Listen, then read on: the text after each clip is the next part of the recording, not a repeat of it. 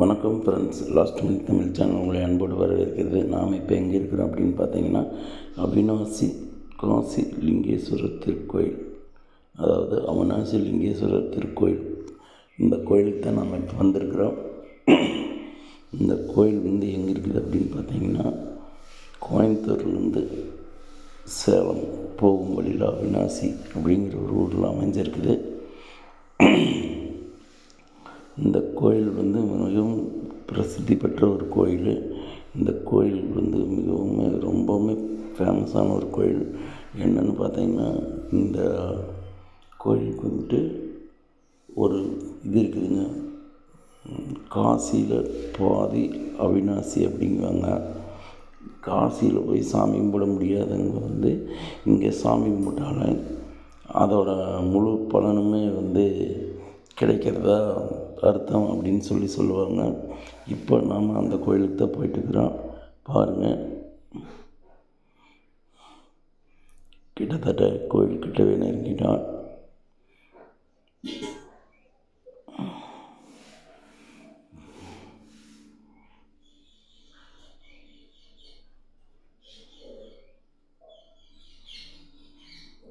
இங்கே தாங்க அலுவலகம் இருக்குது.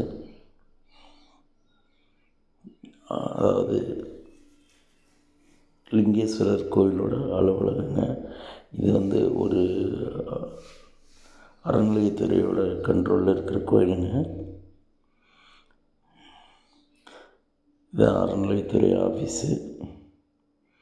இங்கே திருமணம் பண்ணோன்னா கூட முன்பதிவு பண்ணுறதுக்கு இங்கே பதிவு பண்ணி இங்கே சீட்டெல்லாம் வாங்குவாங்க. அங்கே கோயிலில் பண்ணுறதுக்கு இதாங்க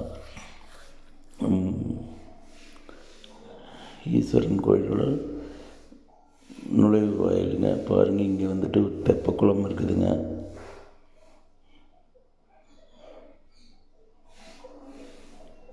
இதுதாங்க அவிநாசி லிங்கேஸ்வரர் திருக்கோயில் முன் மண்டபங்க.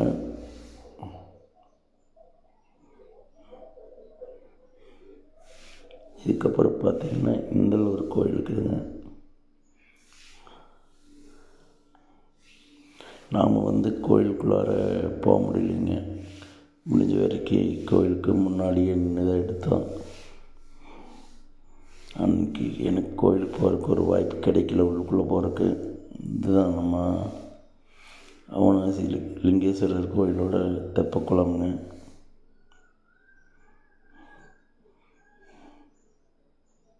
தெப்பக்குளம் அப்போவே நல்லா பெருசாக தான் கட்டியிருக்கிறாங்க.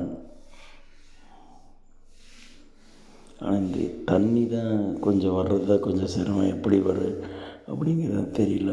கரடு கம்பம், கோபுரம் பாருங்கள், மிக பிரம்மாண்டமாக இருக்குது. இப்போ தாங்க சமீபத்தில் தான் கும்பாபிஷேகம் ஆச்சு. ரொம்ப ஃபேமஸான கோயிலுங்க. இதோட தல வரலாறு புக்கு இருக்குமா அப்படின்னு சொல்லி கேட்டோம்.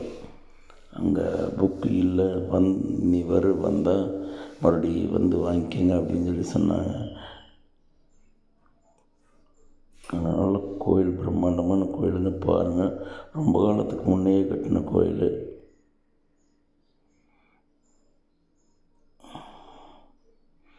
அந்த தூணெல்லாம் பார்த்தாலே உங்களுக்கு தெரிஞ்சுக்குவீங்க.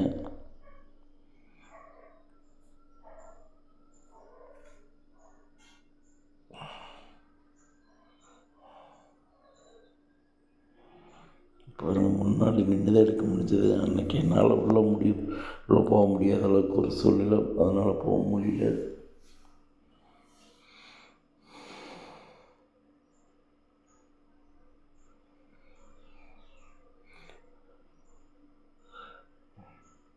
இங்கே ஒரு மண்டபமாக தான் இருக்குதுங்க. முன்னாடியே கலை நிகழ்ச்சிகள் நடத்துகிற இடம், கலையரங்கம்.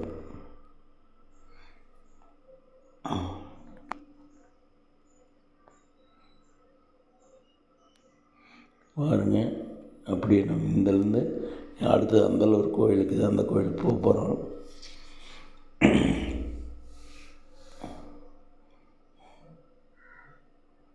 எல்லாம் ஒரே ஈரமாக இருந்தது. மழை பெஞ்சு கொஞ்சம் இருந்ததுங்களா, அதனால் ஈரம் கால் வச்சா வழுக்கி விட்டுருமோங்கிற ஒரு பயம்.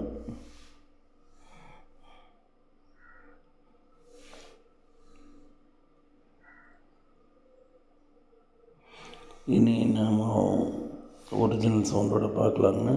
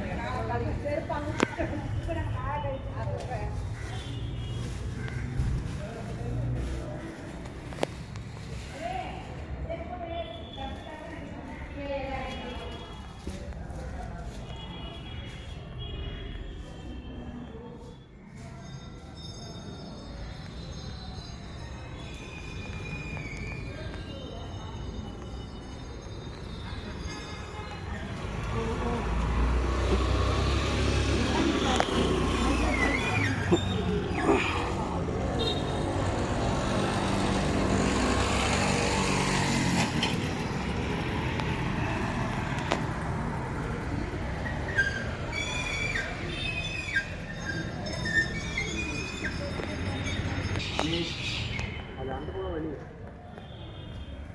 யாரு சார்